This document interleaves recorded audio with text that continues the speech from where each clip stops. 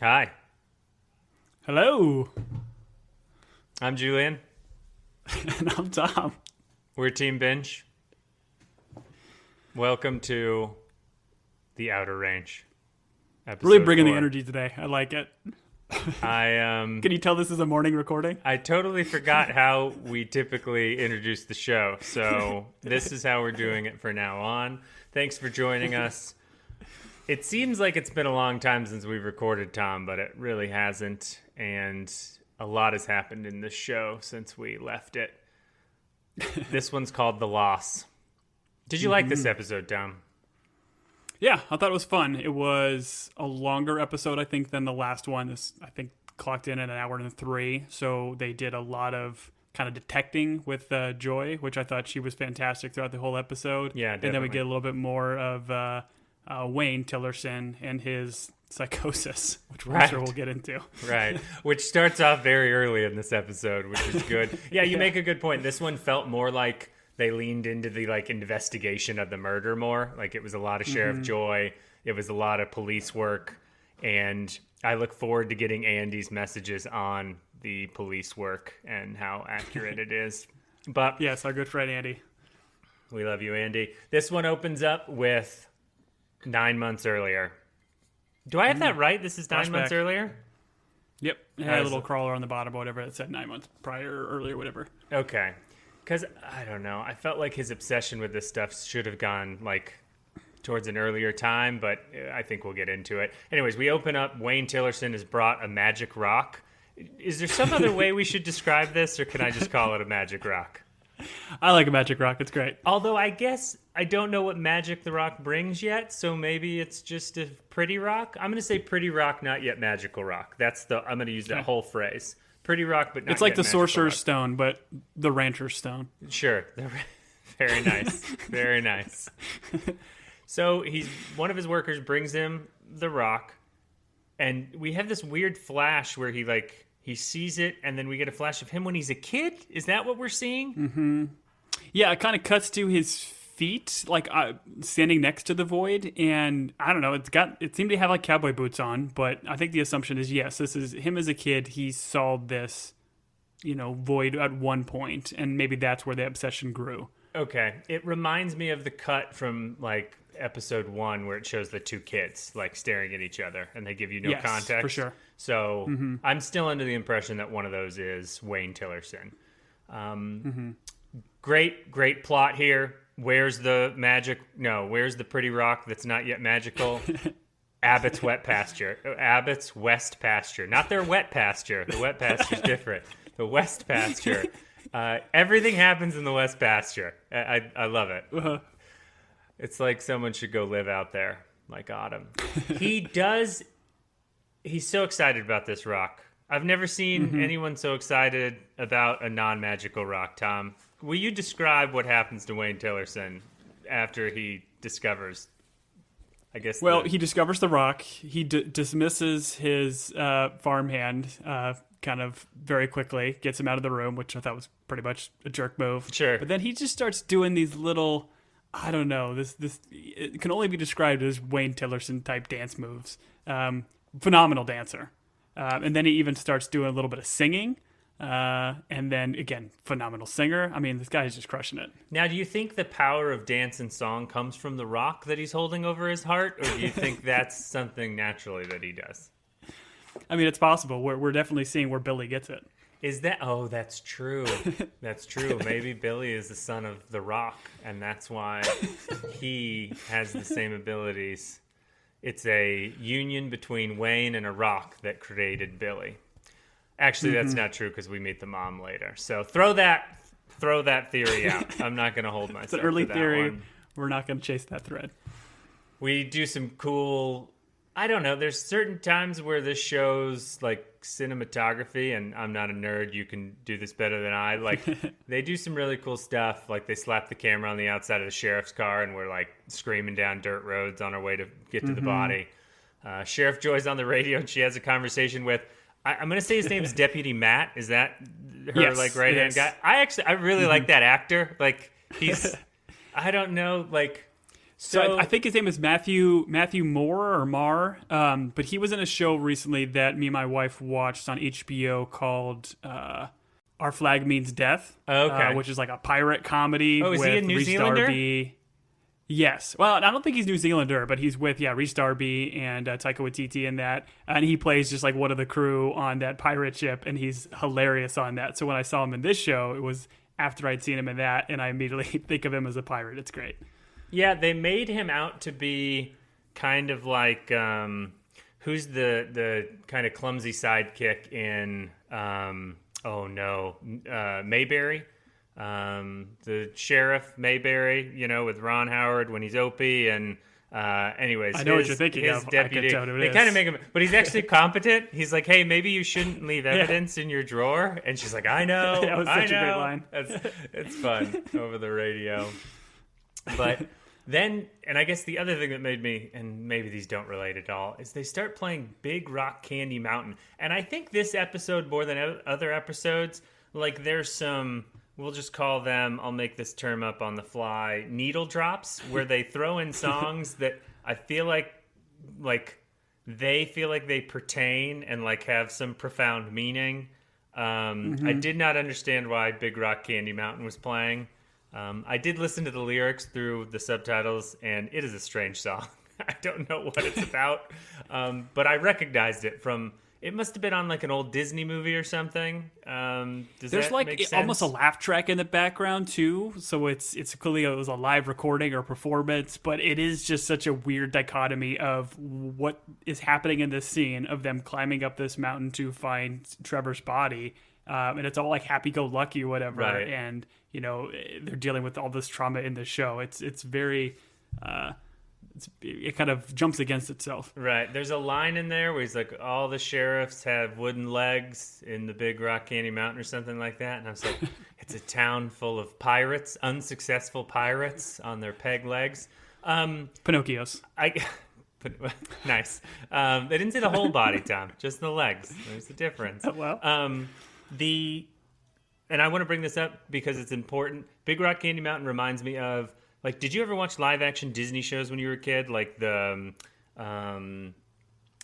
Swiss Family Robinson or the Frontiers guy, Daniel Boone, like those type of. Did you ever watch those movies? Davy Crockett, Pippi Longstocking. I think so. Yeah. Did you watch those? I was a Pippi head. You were a Pippi head. Okay. That's what that song reminds me of. I should have done some research as to why it's important to my brain, but the song, I was like, oh, I know this song. I have no idea why. They go to Trevor's body. They make an interesting comment as they're, I don't know. Andy, I've never investigated a murder, but these people are just tromping around bodies. They're like picking it up and dropping it. Like, they're like, oh, rigor mortis came and went. It's been that long. I don't know. When they said that, I was like, oh, that's a strange comment to make. I had to kind of look that up because I knew like of the term rigor mortis, but when I looked up the definition on the Googles, it says it's a stiffening of joints and muscles of the body a few hours after death.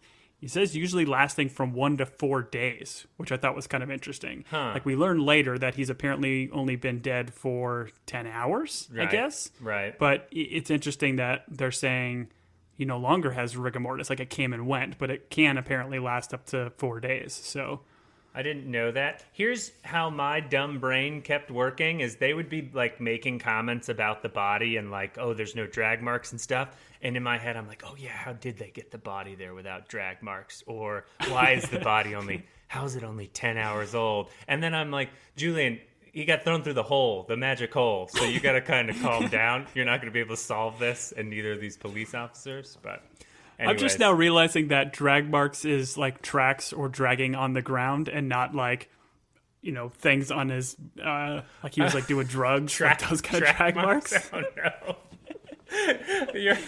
That's what He didn't seem drugged. That's great. He had a lot of like scratches and scuffs on him. Great. But yeah, that makes more sense. He's like, oh, Matt's like, maybe he fell. She's like, from where? And on his throat? Which, I don't know, that could happen, We find out, she's like, oh, Royal, is this your land? He's like, no, it's BLM, which is Bureau of Land Management. It's public land. But later on, Autumn asked Perry, oh, was that hillside on your land? And he's like, oh yeah, West Pasture. I'm like, wait, everything can't be in the West pasture. First off, a pasture and a hillside to me seem like different. Maybe I need to go back to like 5th grade and learning what land is, but that seemed strange to me. Anyways, we find out it's not on Royal's land, so Royal's like, well, gotta wash my hands of that. It's not on my land. This is public land. Didn't we talk about in the last episode that when they saw the mountain disappear, I thought we had discussed that that was not when Trevor's body appeared. Like, it wasn't in the same place. But I think we found out in this episode that that is the same mountain that disappeared and reappeared, right? Oof. I think they make mention of it later in this episode. Like, she points to the mountain, like, in the background when Joey and Royal are kind of, like, talking, I think, by her car. And that's where they found the body. So, which makes more sense when you think about the body just randomly reappearing. It reappeared when the mountain went away and came back. Okay. We're going to need some help. We're going to need some help from the audience. Please email us at teambingepodcast@gmail.com. I am of the understanding that it is a different mountain that disappears than the one that Trevor's on. Because I just think from a... First off, when they show that mountain that disappeared, it's so far away. And then these guys are just like, I mean, Amy hikes over to that mountain in 5 seconds and she's on it all the time. And no one cares that there are like big bears all over. And these buffalo that will knock down a window. Buffalo are running wild. Card game. Anyways, I don't know, Tom. That's a great question. We'll have to search. We then are back in the living room, family meeting, but this time with the sheriff. So, family meeting with the sheriff. This is how family meetings should go. There should always be a peace officer in the room making sure your mom's not screaming about you or screaming at you. The Abbotts are all there, which I thought was interesting, but I guess she's a minor, so they've got to have some sort of parental. The beginning of this, where Josh Brolin's like, "You want some coffee? I just put a pot on." Very like, I'd be like, "Oh, that guy's the murderer. That guy, 100%." The way he doesn't casually, and he's like, "Oh, what did you just make? Banana bread?" Listen, if banana bread's been made in your house, you don't forget about it. There's just no way. Your whole house will smell like bananas. We find out that Sheriff Joy is allergic to bananas. Do you think this is going to come back at some point? Because they all make note. They're all like, "Oh, do you think Sheriff Joy is going to meet an unfortunate demise by banana?" Yeah, I don't know if they were playing it for laughs. I feel like they were playing it for laughs just because we've seen seemingly 2+ years in the future and Sheriff Joy is A-okay, so she hasn't been banana poisoned. Oh, that's right. It's possible. It's possible. I feel like my brain has been thrown through the void because I forgot Joy's still alive. Okay, she could die from banana later in the future, but... It lingers. Anaphylactic shock is a lingering shock. That's why they call it shock. It's a long poison. Amy needs to lawyer up. This is the one thing I came out of this meeting with. Amy needs to be like, "Listen, I'm not having this conversation without my lawyer present." They're asking her about what was the lawyer's term? The higgly piggly or whatever? Oh, oh no. Fugly wuggly? No, what was it? Something that sounds terrible, but is just higgly piggly. We got ourselves I don't know. I've lost it. It's gone from my lexicon, but I'll bring it back. We'll find it. Sheriff Joy is asking Amy about the night that Luke and Billy showed up, and everyone gets involved in this conversation, but I think Amy does a pretty good job, because she's like, "Hey, Grandpa was asleep, Grandma was there, Perry was there." Everyone's constantly trying to get Rhett accused of murder. Even Amy is trying to get Rhett accused of murder, it seems like. And then this is where we get Perry saying Rhett was with a girl, which is a big pivot point of this episode. And for people that are all in on a murder, like, these guys should have had a family meeting without the sheriff there where we all got our story straight. Like, "Hey, where were you? Yeah. Where were you? What were we doing?" So that we don't get in this situation. It's like these people have never murdered before. It's like these people have never murdered before. But Perry should know what he's doing, because Perry's murdering people left and right. Perry made note of the banana allergy. Perry's like, "Oh, that's a new one for my repertoire of murdery." There was a twinkle in his eye when he heard it. Yeah. Sheriff Joy walks out. She walks out with Royal. this is where she brings up the mountain disappearing. And then she starts asking him about, hey, did you take anything out of my office? And he's like, oh, are you missing something? Royal is so convincing. I was like, maybe Royal didn't steal the buckle. This guy's innocent of everything. He's just an incredible murderer. He should be better about getting his family on board.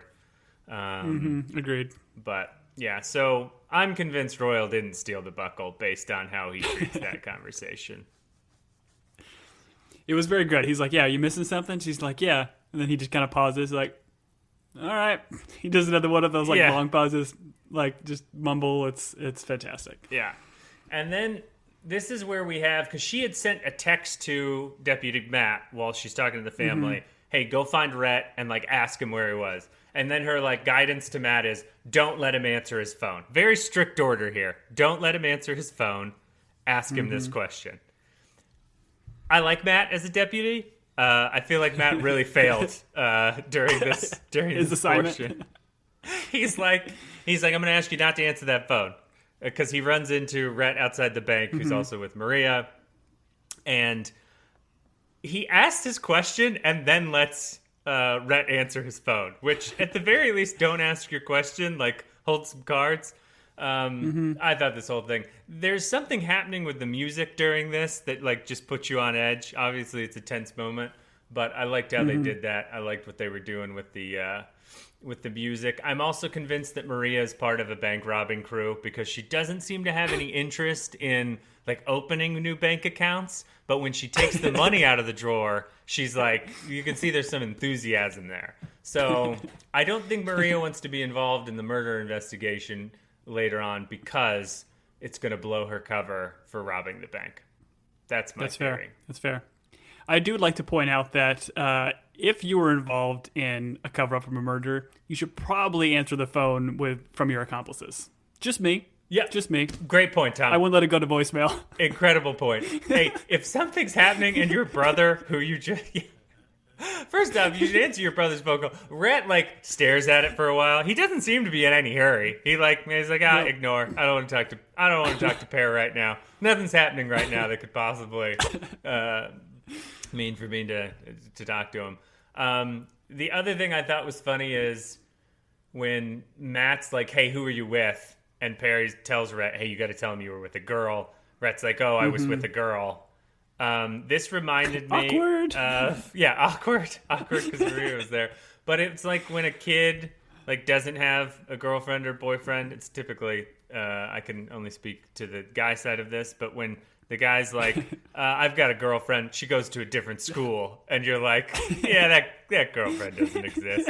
I think they use it in The Office. At one point someone's talking to Kevin and he's like, she goes to a different school or something like that, which is funny. Anyways, Maria's going to be a bank robber. That's going to show up in season 3, I'm going to say, of this show. Okay, it's a slow burn.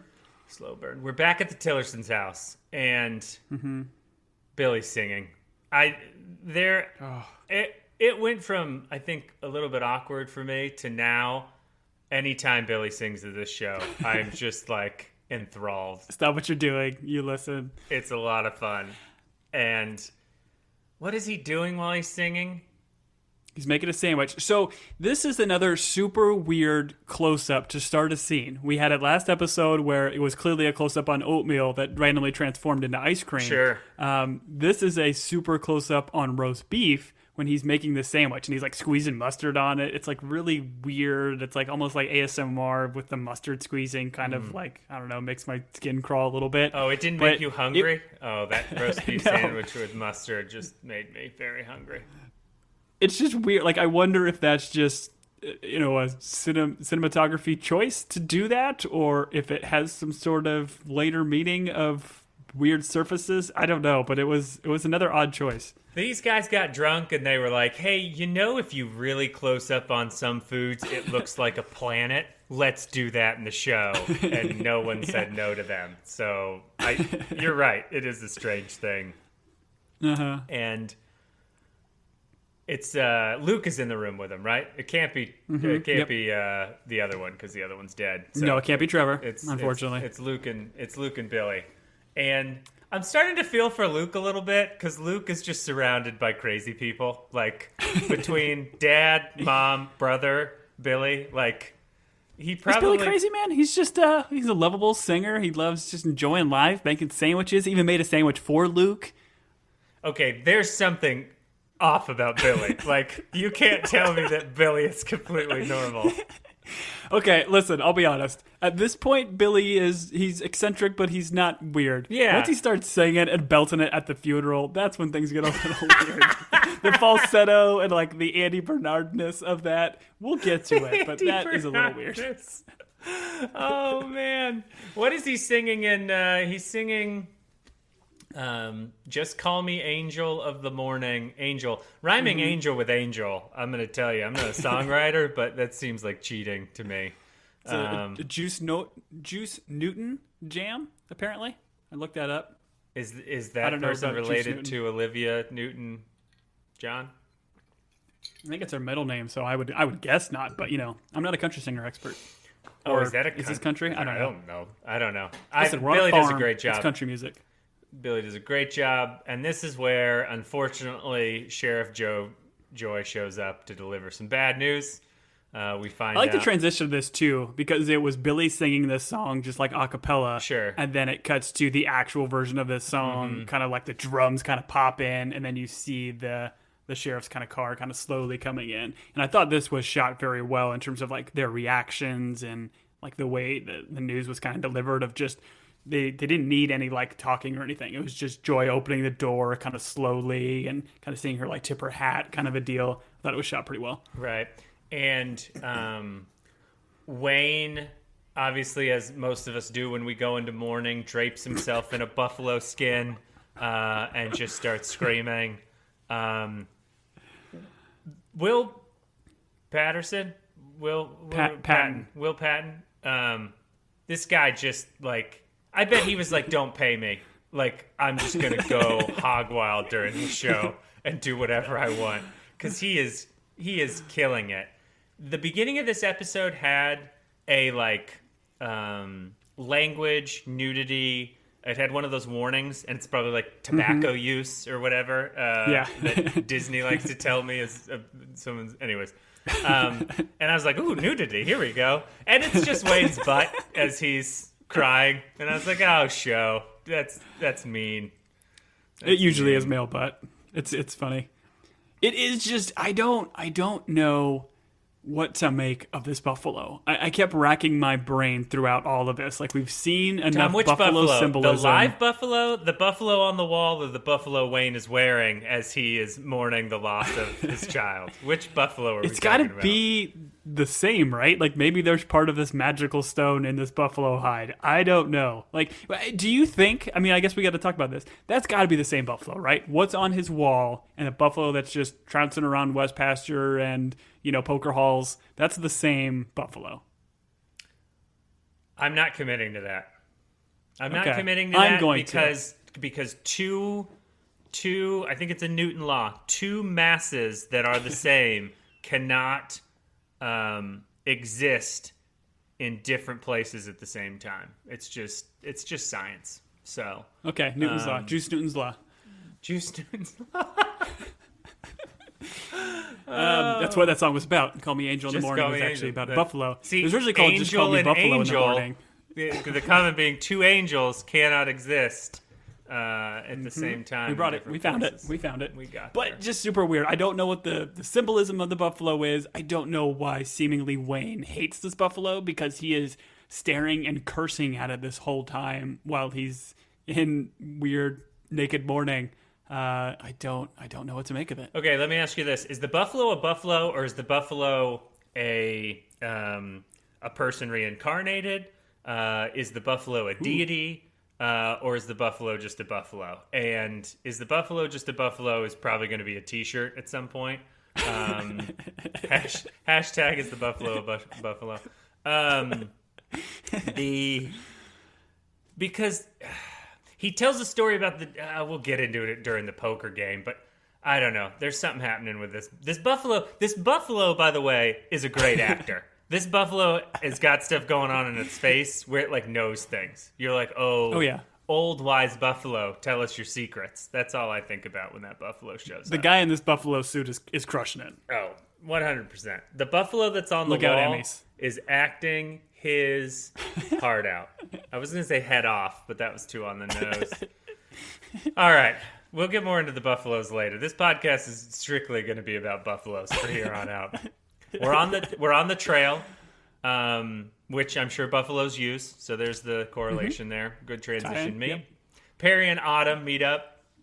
These two are going to fall in love, right? Perry and Autumn are going to fall in love, and then Perry's probably going to murder her, I guess, is my assumption. The way Perry says, like, to Autumn, like, Autumn's like, oh, what are you doing? He's like, I'm looking for you. Oh. Like, he just gives so much murder vibes. Yeah. No, 100%. This is Perry the mass murderer is what we call him around the West Pasture. We find out, he's like, oh, one of our neighbors is dead. Found him on the hillside. She's like, oh, was that by the West Pasture? He's like, yes, the hillside in the West Pasture. And I was like, I'm confused geographically what's happening here. Yeah, but I don't know if it's continuity error or if it's, characters being confused, but there's a lot of confusing with, I mean, clearly this is not a pasture. We could throw that out. We can just say the pasture is, they call it the West Pasture because it's just a square block of land. Sure. I feel like you can give it a little bit of a deal there. That's fair. That is the only issue I have with the show in terms of things I don't understand is the term pasture. Everything else, Yep. And are we to the point, because everything's pointing to the West Pasture, they point out that the guy found the rock in the West Pasture. We're assuming that whatever this rock is some sort of conduit to move between timelines, right? Is that the going theory in your brain right now? I think so. Like I still feel like it might just be remnants of the hole. Like there's like the hole kind of the void comes and goes. Like it's not always there, but like the remnant of that hole and the organic material, whatever it is like living in that land. Because they find it in the rocks, they find it throughout. When you say the hole's not always there, you're not talking about like during the course of the like the hole is there right now. I'm sorry. The hole is there in episode 4, 1 through 4. The hole is in the same spot the whole time, right? You're just talking like historically sometimes the hole is not there. Yeah. There's always some sort of weird element in that land, but the hole only appears every so often. Okay. I gotcha. Autumn wants a picture of Perry's wife. Is this the strangest request that anyone has made on this show, other than show me your feet? She justifies it quickly. She's like, she justifies it by saying, like, I might see her around town. It'd be nice. But this is another just off-the-wall question from her, that she has her agenda and doesn't necessarily care about being, like, buddy-buddy with Perry. Right. I've got an idea, Autumn. Hey, if you run into a woman in the forest, be like, hey, are you Perry's wife? You don't need a picture to do that, but it is what it is. She's not in the forest. She's apparently driving around town in a truck. That's true. He has a hard copy picture of his wife in his wallet, which no one has. No one has. Because you don't think people still have that anymore? That's what like phones cowboys. are for. Good cowboys. I actually thought about it. I was like, maybe I should have a picture of at least the dog in my wallet. And the I watched Autumn's face when she looks at the picture, and I chalk it up to acting. I don't know. Nothing seemed to happen when she looked at the photo. Like, I wanted there to be like a lingering recognition. I wanted her to be like, oh, like you could do better, or like she doesn't look like me at all, something like that. But I didn't feel like we were really given anything during this exchange. Does she keep the picture? Yeah, she keeps the picture, and I'm with you. Like, Autumn has an agenda with this, and I don't know if she's really actively trying to find Rebecca here, or if she just is wanting to kind of mess with Perry a little bit. I don't know her endgame, because like even later she like introduced herself to the Tillerson at that the funeral, and it just I don't know what the purpose of it is. She has just seemingly a lot of different motives. I thought this scene would have been better if when she asked for a picture, he pulled out one of those sheets we got from school pictures that has like 8 of them, and then he pulls out like scissors and he cuts one out, and then he hands it to her, and then he puts the whole sheet back into his pocket. Well, he turns it around and then writes Rebecca 2008. Yeah, have a great summer. Mm-hmm. Here you go. Oh. This is where we cut. We cut from Autumn's face to Amy's face. Mm-hmm. And they bear they bear a resemblance. They do have big, beautiful blue eyes. There's a resemblance there. You don't see the resemblance. I feel like you're humoring me. No, I'm not. Yeah, they're the same person, right? Josh, with you. They both their names start with A. They're both their names are seasons. Autumn and Amy. I love Amy Season. Amy Season.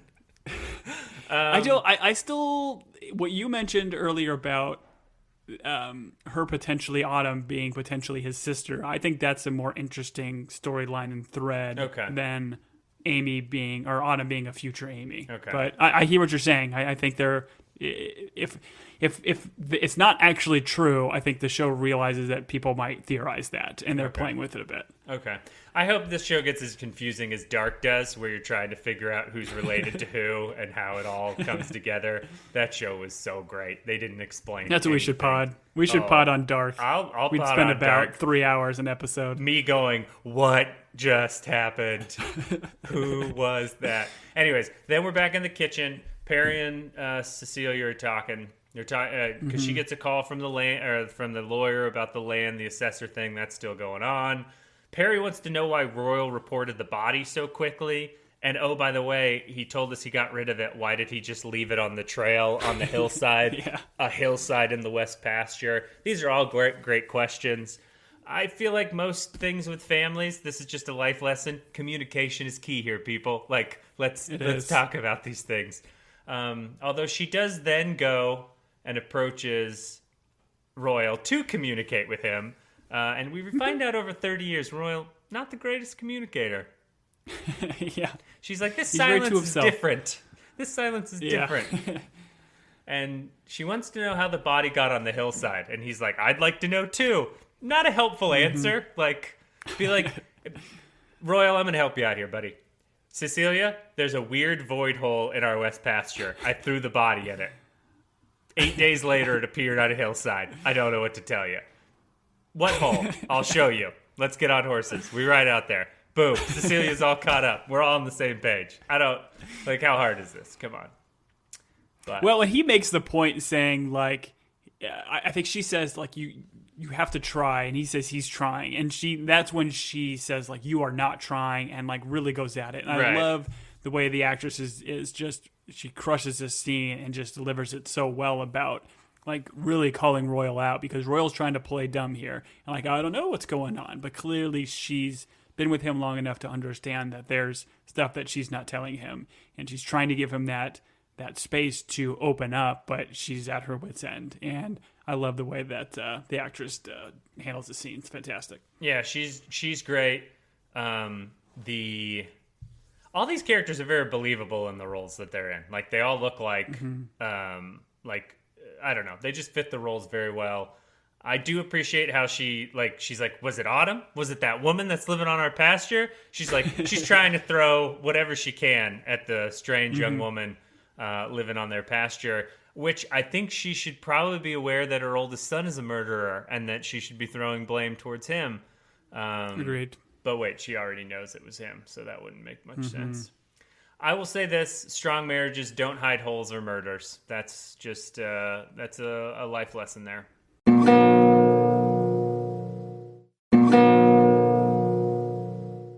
All right, Royal then goes and visits the crime scene. That caution tape's not keeping anyone out. The guy just shows up. He's just walking through it. When the crime scene people come back, aren't they going to be like, oh, those boots, let's go see if those are someone's boots. Oh, they're Royal boots. Right. Royal, you're going to jail. Like, I don't know. And then what does he find, Tom? What does he find as he digs under where the body was? He finds seemingly more magic or fancy stones, but these seem different than the other ones, Pretty right? Stones because the other with no one magic that quality, please. Pretty stones. With correct, no magic yes. quality. The one that Wayne has is like inside the stone. It's seemingly like it's like yellowish with moving black stuff, right? This is not that. This is just black rock that has like shiny elements and stuff to it, right? Like, and he later takes it up to like his vise and kind of like cracks it open. And I don't think we see anything that is the same as that kind of black moving material, right? Isn't it just kind of shiny? Yeah, that's a good point. Yeah, I'm with you. I just thought he found another magic stone, but You do make a good point. I don't think there was anything moving in it. When the body shows up, do we get the scene where the body appears? Like, does the body fall or does the body just appear? No, we don't know. The body just appears. And I think we have to assume it just appears, because if it fell from any sort of height, like, there would have been more damage and stuff to it, right? And it would have shown up in that coroner's report. Right. That he fell on his neck. Yeah, okay. I thought it was a magic stone, but now that you bring it up, I don't know that the things were moving in it. So maybe it's a spent magic stone. Once you go through the hole, I don't know. The bank, we're at the bank. Sheriff Joy visits Maria, asks questions. Very quickly, this alibi breaks down, and now we're back in the murder investigation part of the show, where Sheriff Joy then finds Rhett. She brings him down to the police station. Perry goes down to the police station. It's truth time, baby. She's got these guys on the rope. She's going back and forth. She's doing a great job. I don't know. That actress is doing, like, great work. I enjoy. There's certain times where she's very funny, and there's also times where I'd be like, oh, I'd confess to the murder very quickly, even if I was not the murderer. But, yeah.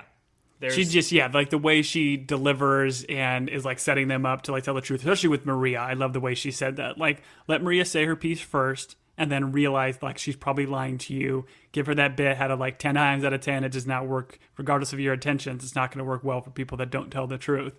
And I do want to point out that I did call this about Maria being the catalyst of outing Rhett and Perry and their kind of deal. Because remember when he kind of told that Maria had seen it, I thought that Maria was going to be the one to kind of spill the beans here.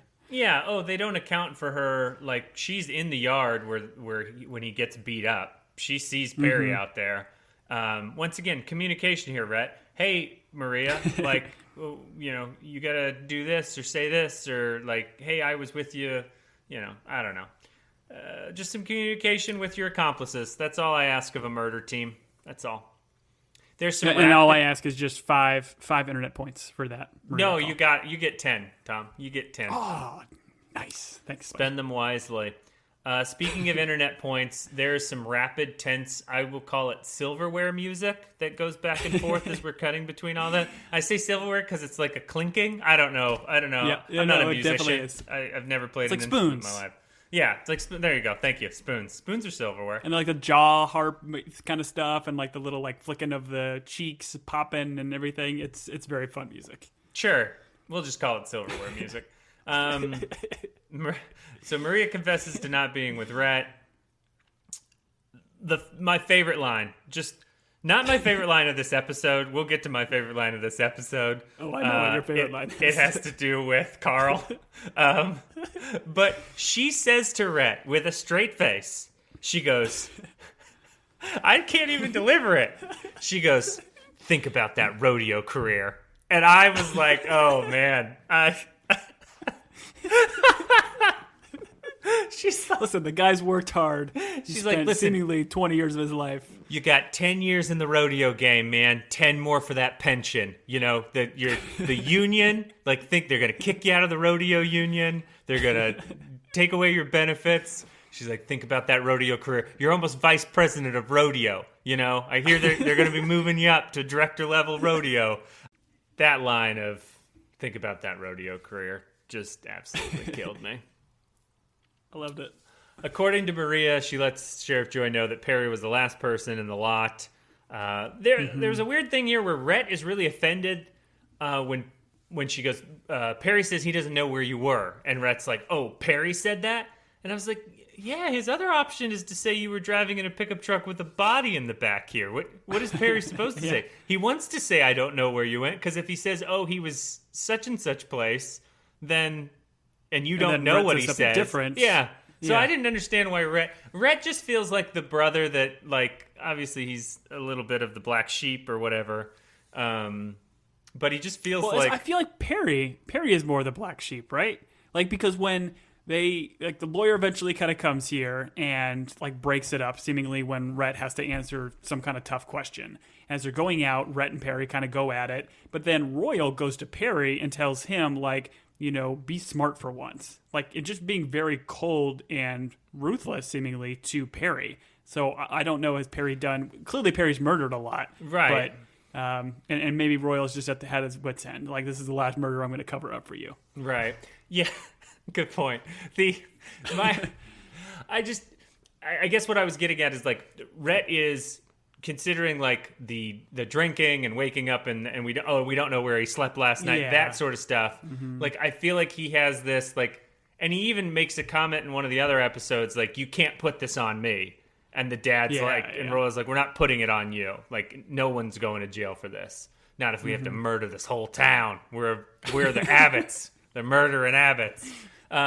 Anyways, that's kind of what here's what they do. They're going to put a tent over the hole and then show people like, hey, come check out this mystery tent. Ooh, who knows what's in it? And one by one, everybody in the town just, whoa, wee, and then 8 days later, they show up on the mountain one by one and they walk down. Thank God for lawyers. That's all I'm going to say. Thank God for lawyers. Old mustache lawyer, pipe smoking mustache lawyer shows up and he's like, boys, we're going home. I love how shows do this. I'm pretty sure there's some, like, processing that's got to happen here. It's been a long time since I've been arrested, but, like, they don't just release you. You know, they'd probably take a little, take some. It was interrogation. They weren't arrested at this point. That's fair. And this is where we get those conversations in the parking lot where they're walking to the car, and Royal's like, let's not do this here. Rhett's mad at Perry. Perry's willing to confess. Perry's like, I'll go in there and tell him what happened right now, which I don't think is I don't know. I don't think that's a bad call, or are we just too deep at this point? Do we have I think we're too deep. We're too deep. It was self-defense. I mean, I don't know. You can make the argument for self-defense. Could have, but at this point, I don't think you can.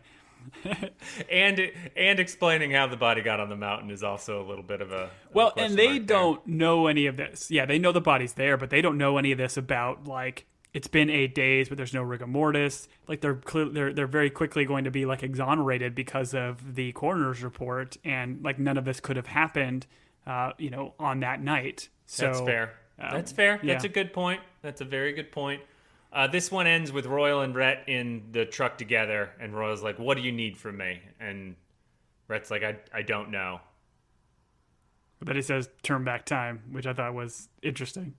Like, he wants him to turn, like, hey, can you turn back time? That would fix things. I don't think I caught that. But now that you say that, I mean, Rhett's going to grab a bunch of rocks. Or, I'm sorry, Royal's going to grab a bunch of rocks and jump in that hole. He's going to turn back time. A helicopter shows up. Who shows up in the helicopter? This is Patricia Tillerson, Patty Tillerson. So I had theorized, I lose 3 internet points for this one because I had theorized that the mom was no longer in the picture. But you thought she was still around. And yeah, we get her coming from her helicopter, apparently from Aspen. So she lives in Colorado. She lives in rich Aspen, flying that helo. I'm assuming she flies it herself. I don't know how any of that works. And it's funny because you can tell there's just, like, Billy being the youngest, there's, like, the youngest kid relationship. You can relate, Tom. You're the youngest of 3. I hold my mom's purse all the time. Billy, hold my purse. And then you could tell Luke's not real into this relationship. His mom riding back. And then we have Patricia talking with Wayne, and she is very concerned as to why the investigation took so long. And then they get into this debate, and good storytelling here is she left. She went to go live in Aspen. Wayne didn't want the boys to live in Aspen because Wyoming is their home. And then Wayne yells Wyoming probably 30 times, I think, during this conversation. He just keeps screaming Wyoming. And I was like, I've never won an argument like that. Just yelling the same word over and over again. I think I'm going to start doing it. I've been watching a lot of politics on the news, and I think I could start winning some arguments if I just scream Arizona over and over again. So he has an affinity to this land. Like, we don't know how long Wayne Tillerson's had this ranch. Has this ranch been, like, in the Tillerson family for generations as well? Because when they do the map, They talk about the Tillerson Ranch. Oh, that's right. 72 versus 78. Yeah, it's like 6 years older. So, yeah, it's been in the Tillerson family longer than the Abbotts have been around. I completely understand. I wouldn't want to leave that house with all those dead owls. But they talk about the Abbotts. She brings up that Luke thinks Perry and Rhett did it. Wayne, knowing how to read a room and how to transition conversation, very quickly stops talking about his dead kid and brings up the West Pasture. And this is apparently an old obsession of his, trying to get the West Pasture. It's at least 9 months old, I would assume. And he's like, pick up that rock over there. And this is more about money. Or this is about more than money. I did not understand that. I guess I don't feel like the show has given us enough, right? To know, I guess, I don't know. He makes that comment off the cuff, and I'm like, okay, so they're telling us it's not like a valuable stone, the magic rock. I think she sees it, and her first thing is like, oh, is this worth something? Is that why you're going after his land, because you want to like mine it? But he's like, no, this is more about than just money. And I like his line. He's like, it's more about money I play here, toots, which is just very debating, but a great delivery by Wayne. The second thing I'm learning from Wayne, how to win an argument: scream one word over and over again, and then end a sentence with toots. Call people which toots. I tried, and my wife no longer lives here. She left, so I would not recommend calling people toots. He does say, but she's had enough of this. So right. There's clearly been that obsession, and I think, like you talked about earlier, what we're seeing is a kid Wayne in these flashbacks that likely saw this whole probably with Royal, like they probably grew up, and he's been pushing this, from her perspective, like it's a conspiracy theory about craziness going on in the West Pasture, and she's clearly had enough. And I think she even ends this conversation by saying, like, I'm gonna focus on the police work while you sit here and lose your mind and die, which is great. Harsh. Very good. Very good. Yeah, you're right. He makes the comment, this is what we've all been looking for. And I really would have asked for like one more sentence, like, what have we all been looking for? Which he gives us by singing a line from Home on the Range about the stars and their glory. The third thing I've learned from Wayne about winning an argument is randomly sing a line from a song at the end to confuse your opponent and also the audience. Okay, good are to know. these stones, are they remnants of a star? I don't think that's how stars work. I could be wrong. Listen, maybe this is like it's a comet or something that kind of fell down from the sky, created this hole, and left the stardust. Is he touching on your multiple planet theory that you've been redditing so hard about since the beginning? Oh, man. Royal's at the county assessor's office, and everything about this is so great. This man's name is Carl. I think it's like Carl Carlson. That's what I'm going to guess his full name is. He's from Texas. He's just eating Fritos. And Royal is getting more and more agitated as he's trying to talk to this guy about something that's extremely important to him. And this county assessor is just throwing Fritos down his gullet over and over again. And it's so great. He grabs him, and first he says something like, "Hey, here in Wyoming, we stay out of people's business," which I think is funny. It's like, no, he's a county assessor. This is kind of his business. It's his job. Anyways. Well, and he does, the county assessor here does this like whole like set of lines, declaring how people in Wyoming are morons or whatever, just kind of clearly showing like that he's good old fashioned bigot. Because he's like, you guys are letting anyone come in or something like that. Yeah, exactly. Yeah, Kim Kardashian and Kanye West are buying up whole towns and whatever. And that's where kind of Royal's like, yeah, we just let people do their thing, kind of a deal. That one didn't age well because I don't think those two are together. But then that's where Royal confronts him and grabs him. Royal, he hits the man in like his most sensitive spot, which is he crushes his Fritos. He grabs his Fritos and crushes them. And he's telling him, he's like, cancel the hearing. And he's like, he's essentially like, I've got a hole like with your name on it. And you know what's not in that hole, Carl? There are no Fritos in that hole. Carl. Like, there are no Fritos in that hole, Carl. Is probably the greatest line ever delivered by any actor in any show. Loved it. I enjoyed every moment of this. Josh Brolin, when Josh Brolin read that in the script, he was just like, "Oh, I'm gonna destroy this. I'm gonna win an Oscar." I don't know how that's how it works, but I'm gonna win an Oscar. There are no Fritos in that hole, Carl. I loved it. And he thought he was cutting really, really deep here with Carl, because he's chomping on these Fritos throughout the whole scene. The camera work even does that like close up on the mouth where he's just chomping away, taking that grape soda between bites. Just a slob of a human being in this scene, and such a brilliantly delivered line that will certainly go down in this show's history. Now, I mean, really what the path we need to go down is, does Royal know there's no Fritos in that hole? Has Royal spent enough time in the hole to know that there's no Fritos there? If you throw Fritos down the hole, do they appear on the mountain 8 days later? So I think it's a little bit unfair of Royal to assume there's no Fritos in the hole, but I see what he's getting at, Okay, yeah. We're then at the coroner's report. I guess he's done the autopsy. Patricia Tillerson's there. You can sense there's some sort of past animosity between Sheriff Joy and Mama Tillerson. And very quickly, the coroner we establish is a weenie who's being bowled over by this person. And Sheriff Joy's like, no, it's illegal for you to be in here.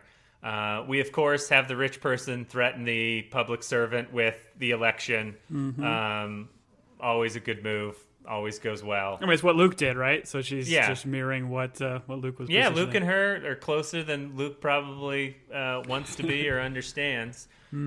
She does point out that Sheriff Joy's never handled a murder before, which I thought was interesting. So it sounds like Perry has not been caught or got rid of all of the Sheriff bodies. Joy, she's a new sheriff, man, because it was the other guy that just passed away or whatever, all right? Perry's other murders were under. Yep. And no murders on her watch yet. She apparently didn't investigate the former sheriff's murder, who I'm assuming Perry killed because he got too close. Oh man, this is all unraveling now. Perry killed. I thought the former sheriff was known as riding cows, and he rode one of those missing cows into the hole. We still haven't found the cows, man. We're veering off the central mystery. That's true. We still don't know where those two cows are. Patricia leaves, which is great because she seems like an unpleasant person. We find out that the body was only 10 hours old. There were no drag marks, no dirt or anything. And he's like, yeah, wasn't doing drugs. No drag marks. That's right. How did he get on the mountain? And once again, this is where my brain was like, man, that is a mystery. How did that body get on that mountain? My brain just rejected everything it's seen prior to. So I enjoyed this. I feel like if they've established that this is and I'm going to go with the vein that this is the same mountain that disappeared. Okay. And he appeared on it. I'm going to say that this isn't technically the same mountain. This is a mountain from a different time period. Okay. So it's a mountain that disappeared in their time period, and what came back is the mountain from the future, whenever where the body fell. Okay. Because I think it had to all come back together. Okay. So if you do some karma dating on that mountain, I think it's wrong, or it's not the same time zone. Okay. You think that's probably less or less than 4,000 years? You think it's not as old as the Earth? It would have been cool if the mountain was half an inch smaller. I guess that'd be difficult to measure. No. You'd pick that up on camera right away. I would have texted you, hey, the mountain that just appeared in your... Did you notice it was a half an inch shorter? I think this is why they're not calling us to make shows, Tom. You caught something on the trauma that the coroner picks up on. He says And I think I had mentioned this when they talked about it, because when they were fighting in that parking lot right outside of the honky tonk, there was that punch to his throat or his windpipe that like made just excruciating noise and sound. And they confirm here from the coroner that yes, that sounded like the cave troll. That is how he died. Right. Yeah, that is how he died. So apparently, all those extra punches that Rhett did were just for fun. Didn't need to happen. Oh, you're trying to throw this on Rhett too. See, this is why Rhett gets angry. Rhett gets angry when people accuse him of murder. No, it was Perry. Yes, all those extra punches. They were just fun, beating a lifeless body punches. Insult to injury. Beating a dead Tillerson, I think is the phrase. Very nice. Yep. Then we're at the funeral. The camera goes in because Billy's got the microphone kind of like just like intimately he's holding it tight. Tucked in tight, and he's looking down and he's doing a sway and he's singing "Don't Give Up" by Peter Gabriel. I had to look up who sings this and what the song was, but just he's an icon. I'll buy all of Billy's. I'll buy all of Billy's cover albums right now. Just pump that stuff into my.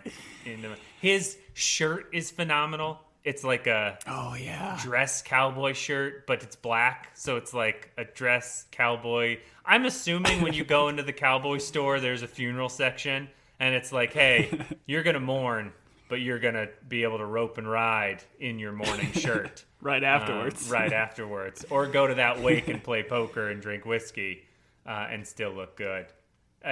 But I mean, this is great. This is such a treat, right? Getting 2 doses of Billy singing. We've talked about hoping that every episode we get at least 1 Billy song. Getting 2 here, I feel like we're a bit spoiled. I do appreciate that. They should have saved it for the finale. The finale is going to be a letdown, unless they give us. Do you think they give us 3 Billy songs in the finale? Really? That'd be incredible. Listen, this is the reason why I'm still watching the show. But the cut to Officer Matt giving like just super bulged eyes to Joy was just so great. He's like, "What is going on? What's going on?" I don't want to give like any more credence to this guy or the show, but everyone, because of the pandemic, watched Tiger King, and this reminded me of he sings at a funeral in Tiger King. Oh, that's right. And it's like, I don't like that guy's deal was he had to make everything about him. Like I don't feel like Billy has that same. I just feel like Billy is the type of guy, he's got a gift, and like he wants to share it with the world. If he sees an opportunity to bless people with it, like regardless of the situation, he's going to bless people with that songbird voice of his. Patricia doesn't interrupt Billy's song, but she interrupts that boring pastor reading the same funeral verse that every show is like, hey, we've got a funeral. What Bible verse works for this? Oh, do the one about there's a time for everything. All right, got it. And they always do it. But I did appreciate the pastor didn't seem to like miss a beat. He's just like, all right, I'll pick up now that we can see the guy's face. I guess she just wanted what? She wanted people to like see what happened to her boy. I don't know what. Yeah, I think she's trying to find guilt in the Abbotts, because she is still on that train about, okay, the Abbotts are the one that killed my son. She opens the casket to then obviously it shows her staring at all of them, and the camera slowly pans over each Abbott, and then it ends on Perry, and then Perry does that little thing where he just kind of seems awkward and then like looks away, which immediately she puts to saying, okay, he's guilty of sin. Yeah, she's Columbo over there. She's like, oh, it's Perry. And I was like, I'm pretty sure if you opened a casket at a funeral, there'd be a lot of people that were like, oh, I'm going to like, where should I look? I'm going to look at my feet. I'm going to look at the sky. Yeah, oh, there's a buffalo wandering over there. The buffalo. They should have the buffalo wander over and knock the casket over. That would have been better. Oh, and this is where we have the meeting of Autumn and the Tillersons. She compliments Billy on his singing. She's got great taste. And then she talks to Wayne, and Wayne's like, who are you? And I think she just tells him she's Autumn. Like, hey, I'm Autumn. There's not much to it. I feel like this is just setting up future conversations. Like, they needed them to establish a relationship between Autumn and Wayne, so that way later when they meet or confront or bump into each other, they know who they are. Because, yeah, there's nothing outside of just introductions here. Yeah, I thought this was going to lead to them like having some sort of conversation about the West Pasture or anything like that. But then the next thing we find her in the card game. So I think maybe we'll flash back to the conversation they have between the funeral and the card game, because I feel like the Tillersons and Autumn have some important things to discuss. We also get Sheriff Joy in civilian clothes being like, well, it's pretty gutsy for the Abbotts to show up if they're the murderers. And Royal is an incredible con man if he is a part of this. Cut to Royal, who's just standing in like the cemetery, just kind of looking around. Nobody by him. This is a great cut. Yeah, I love it. He's great at a funeral, they say. They're doing a wake at the saloon. Classy. Very classy. That's where I would like my wake to be, at a saloon. And Red apologizes to Maria. Maria's like, hey, I don't know what's going on with your family, but I don't want to be a part of it. I can't be your alibi. And Sheriff Joy and Royal talk very cryptically at the bar. I just want to point out that Royal orders a beer. He takes one sip of that beer, has a conversation, then leaves said beer. Does not return to the beer. Every show does this. It drives me crazy. I'm going to get a drink. The drink's going to cost $8, and I'm going to take one sip, and then I need to leave this drink. No, man. This is a wake beer. Wake beers are free. Wake beers are free. Oh, that's true. They always put out their best at wakes. And he goes into, he's like, you ever wonder if the world isn't what you think it is? There's no law, no order. It's just chaos all the way down. We just put a guy in the ground, and now we're drinking ourselves silly to fend off the dark, to fend off the end. I was like, what? While creepy violin music plays throughout this whole sequence. Like, it gets darker and darker. This is quite a wake conversation. I was like, all right, interesting, cool, that's fine. What was happening here, Tom? What is Royal getting at? Like, I don't know. Royal's operating on a different wavelength than the rest of us, I feel like. I don't, because Joy at this point she doesn't know what to make of it. She's still like, I'm going to keep following the facts. I'm going to keep doing what I do, and I'm going to make sense of this. But I think the idea here is Royal understands that none of this makes sense. And he's not telling Joy about all the details, but he's just letting her know that, you can't explain everything. And he clearly can't. He doesn't remember the first 9 years of his life. He knows very little to nothing about this whole. And as we see in this upcoming scene, he's starting to get more and more freaked out about these minerals and rocks and all that kind of jazz as he confronts Autumn about it. So I think he's unraveling a little bit here too. Yeah, because... So, like, right now, Sheriff Joy's world is like a murder investigation, right? Like, Royal's world is weird void hole, rocks, buffalo, throwing bodies, like... And I don't think it makes you seem less like a murderer to be like, it's all chaos, and everyone's gonna die, and you're next, Sheriff. Like, I don't know. It was a strange... You're not making your case there, Royal, as to why she should stop investigating your family. Yeah. We cut. Cynthia's at the wake too. She is approached by one Carlson Cleaver. Guess what? The hearing's not canceled. The hearing's been moved up to next week.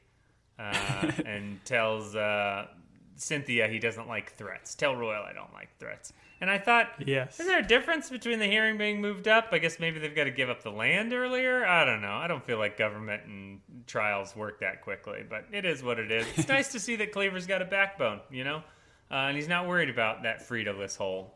State Trooper by Bruce Springsteen starts to play. Do you know this song, Tom? Are you familiar with this song? I don't think I was, no. Okay. State Trooper by Bruce Springsteen. I think it's on like his Nebraska album. There's a gentleman by the name of Dustin Kentrew who does a cover of this song. It's just it's a great song. Bruce Springsteen version's great. The Dustin Kentrew song's great.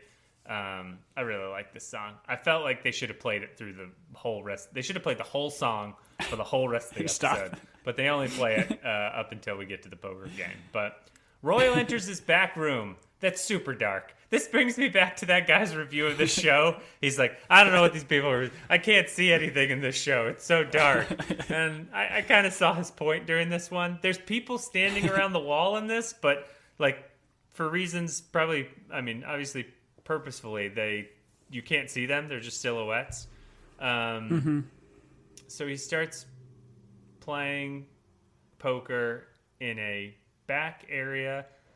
Is this common? Well, I think we see as he comes in, like Autumn is seemingly taking everybody in there for all they're worth. Like she's kind of won the last pot. She's kind of putting it in hers. People are getting up from the table. And I think this is probably just an area in the saloon where they needed some background characters. They didn't want it just to be Royal and Autumn in this scene. They wanted to be not necessarily witnesses, but being able to have them kind of have more witty rapport back and forth with an audience. So yeah, they're just still kind of hanging out while Royal says like, hey, let's play some 5-card. I wonder if out here there's a place with a backroom poker game where I can stand against a wall and laugh at people's jokes. Or listen to them tell stories. Royal and Autumn start playing 5-card, which is a version of poker. I'll give you the floor for the next 47 minutes. You can tell us how 5-card is played. I want to point this out, and because I'm a details guy, Tom, and I see all the angles. This game opens up by Royal rolling up his sleeves. It does. He rolls up his sleeves, and he never unrolls his sleeves, Tom. They are rolled to mid-forearm, both arms, during this game. I just want to point that out. Okay. We'll just remember that for later. Put a pin in that. Do you remember when we put pins in like the first Lasso episode, and then I don't think we ever went back to any of those pins? We're still working on it, guys. Those of you that are holding out for those pins. When we get to season 3 of Lasso, we'll readdress those pins. He asks her to show her his feet, which is all so that he can tell. It's like let Josh Brolin cook, so he gets to tell he gets to tell a story about the devil playing cards, and he does a great job. I was like, I don't know that we need this story. I don't know what this story's telling me. If you found the deeper meaning in it, please, help me out here, Tom. But it's just like let Josh Brolin cook, and it's like a Cormac McCarthy story that Cormac McCarthy would write in one of his books, and then by the time you're done with it, you're like, what did I just read? Yeah. I feel like it's just interesting that, to me, it's the devil and like the deity and like what we got with the opening line of this show, kind of talking about, I don't know, like what was Cronus. It was Kronos and like gods and mythos and all that kind of talk. But I think what I like about this scene is he's saying like, hey, you show me that you're not cheating, or you're not going to cheat in what we're doing. And the way the sequence ends with him being the cheater, right. I thought is the kind of interesting bit about this story. Because he even says, like, she's like, okay, boom, she puts her feet up on the table, or only puts one foot on the table. Right. We don't know if the other one's clothed. But she's like, okay, now you put your feet out. He's like, no, I'm good. I'm good. I'm good.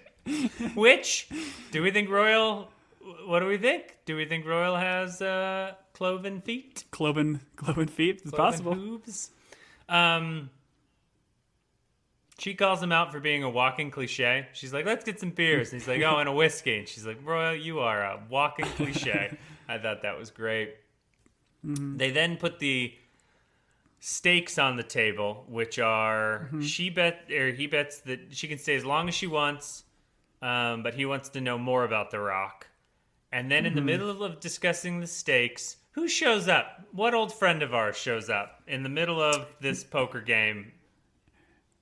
I mean, very friendly. The buffalo comes in, and the buffalo knocks. It hits the door a couple times. As buffaloes do. People know, like, hey, I'm coming in. And then they got that cool little signed barn door that will kind of open just on the top half.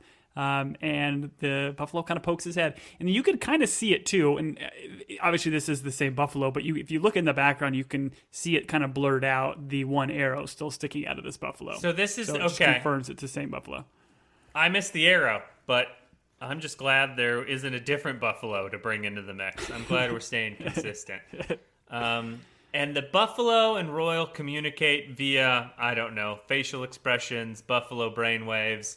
And he decides that he's going to up the bet. And he says, hey, I'll give you all 1,200 acres of the West Pasture. I'm assuming that includes the hillside. And is he doing this because at this point he doesn't even know if he's going to own it in a week's time? So he's could theoretically put up something that is going to go away immediately anyways? No, this is him knowing he knows how to cheat at cards, and he just ups the bet so that she thinks she's going to, he's, I don't know what the poker term is, bluffing. I think he's bluffing in order to try and get her to throw the necklace on the table, because that's what he ultimately gets her to bet, right? Is the stone around her neck. He's got a 2, and that 2 magically turns into a king. I gotta be honest, she's got a straight, right? Flush. She's got a flush. It took me a second to realize that a full house was better than a flush, because I was like, oh wait, she still wins, but straight, flush, full house. Yeah, that tells you how much poker I'm playing. I do appreciate, like, we play cards a lot with our wives, and every once in a while, like, between card games, I'll just throw out 5 cards, and I'll just give everybody cards. And usually the best hand will be, like, a pair of 2s or, ace high. The fact that, like, in, like, a trope in movies and shows, they can't have somebody win with, a pair of kings. He gets a full house and she gets a straight. They both get what they need and want. It's good. Right. Hands. Yeah, the most like authentic card playing that's ever been showed on film is Casino Night on The Office, where Michael has nothing and loses it on the first hand. That's been my experience anytime I've ever played poker. I guess my question is Royal so good with cards that he gave her her hand, gave him his hand, knew that she would, bet because she felt like she had a good hand, but he dealt himself a better hand. I like that idea, yeah, because he does a lot of that shuffling, and there's incredibly skilled card players that can, like, literally shuffle the deck and stack it, so you would get dealt something that makes you stay in the game, and then you get something dealt better. But what doesn't make sense with that is then why would he deal himself a 2? Like, why does the camera pan to him fanning out his cards very slowly a la Maverick to see the 2 and not the other king? Well, because you would never deal yourself, if you're cheating, you wouldn't deal yourself a hand where you didn't have to change out a card. He's got to change out a card, right? Doesn't he? Okay. Doesn't he change out a card? She changes out a card. They both. He has to change out. Well, he changed out. Or you're talking about when he drew. Yeah. When he drew, he had 2 pair. When he drew, he did not get a king or a queen. Yeah, he got the 2. Okay. I'm not the devil. I don't know how to cheat at cards, but Royal is. So we find out he wins because he gets him to pick up. He opens his hand and the necklace drops out. And I would have loved to have seen the scene where she had to give him the necklace, but they don't give us that. And then he's at this point in his jacket, like an outerwear jacket, and he very coolly pulls the 2 out of his sleeve. Those sleeves did not exist during the poker game, Tom. I cannot say this enough or too loudly. Those sleeves did not. So, I'm out. I tried to rewatch the scene. I'm done with this show. I'm out on this show. I tried to rewatch the scene thinking, okay, can we, if you're an eagle eye, can you see when he cheats? Can you see when he, reaches down to his cloven hooves and pulls out this extra king or whatever it might be? But yeah, it's not. It's just kind of a little bit of Hollywood. I'm assuming between the ages of 0 and 9, he was a dealer on a riverboat in the Mississippi, and then he fell through the hole, and so he brought all the card shark tricks with him. This cuts us to Wayne watching Gunsmoke, which is an old Western show. And is he's laying in bed, right? He's laying in bed watching Gunsmoke? I think so, or sitting in his chair, yeah. But he's staring at the buffalo throughout the sequence. Oh, he's not watching the show. He's missing all the plot It's on, but he's watching buffalo, as one does. And as one does when they're watching Gunsmoke, he gets startled and he spills his Clamato. And it falls all around the rock, and it starts to... Is it bubbling? Is it moving? What's the Clamato doing? I want to say it's bubbling, but like that would imply that it's producing some sort of heat, but he holds it and doesn't have anything. Like, I don't know what's really going on. I think just the idea is that there's some sort of strange cosmic energy coming from this rock that can mess around with properties of other organic material, maybe. Because I was wondering too, did his sickness start when he started holding onto this rock? Like 9 months earlier, I think he was kind of coughing, but I'm wondering if, or the 9 months earlier kind of deal they showed in the very beginning. Is this Rock exacerbating his illness? Maybe, I don't know. Good question, Tom. And we've been on record. We're not doctors. But here's our advice. Drink Clamato, and it will heal all the ills. No, you're right, because in that shot, he's at his desk. He's not hooked up to any machines. He's dancing. He's singing. He's perfectly fine. So good point. Maybe the Rock, like the proximity of it, him holding it to his heart, is what's really He's messing with his ticker, killing him. Yeah, that's true. That's what I was thinking about when he held the Rock to his heart. I was like, oh, be careful of your ticker. But this is a guy that likes to make his ticker move fast, or whatever the heck his line was. Then he's all of a sudden driving out to the West Pasture. He's ripped out all his equipment. He sees a light out there. He's driving. He's just like, he's gone crazy. And I really wanted him to just take that truck, fall into the hole, and just cut to credits. I actually did think he was going to fall into the hole. But instead of falling like car into and the all. hole, what? Yeah, car and all, yeah. And then that truck just appears on the mountain 8 days later. He doesn't fall into the hole. He finds the hole. He stops. He gets out. He seems very excited. His excitement is cut short. Can I say, real quick, before you get to Royal attacking him here, what's your take on the light?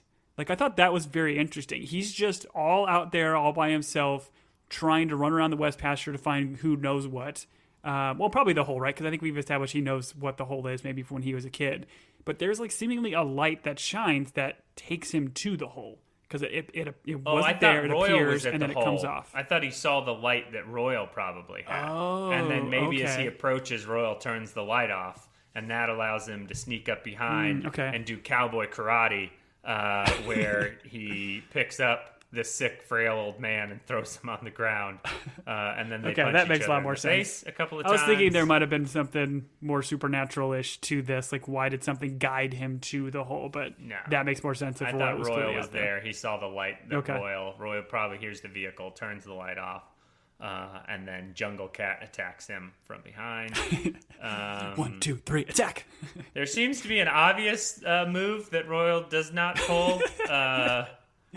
Which 2-hand shove into the abyss of a hole. All of a sudden, Royal's real worried about throwing. He can't stop throwing things in the hole in the first one. He's like, shovel, cat, cow, dirt. But now he's like, oh, I don't want to push this old man in the hole. But this ends with Wayne knocking Royal out. And what's the knockout with the magic weapon? rock, I believe. The magic rock. And then drives away. And we see Royal lying in the grass, Wayne maniacally laughing and driving away, and cut to credits. Do you think Wayne's like maniacal laughter and freaking out is just his like finally being able to validate like he's not crazy? Like, he saw this hole when he was a youth potentially. He's been chasing some sort of fever dream, and now he sees it and it exists, and he's just over the moon about it. I don't know. I mean, what has the hole brought him in his life? Because like, we see the cut of kids, but we don't see the kids with the hole necessarily, do we? Or do we see the kids standing over the hole when they do that quick cut? We're chasing quick cuts from episode 1, and we're supposed to divine something from that. I'm struggling with that. I just feel like Wayne's outside of his mind, and it might be, to your point, because he's been sitting around this weird, pretty but not magical rock for the last 9 months, and it's messing with his brave Waynes, and he's talking to buffaloes. I don't know. That's a good point. I don't know. I'm still in though, man. This show is just badass crazy, but I am in for it. It's well done.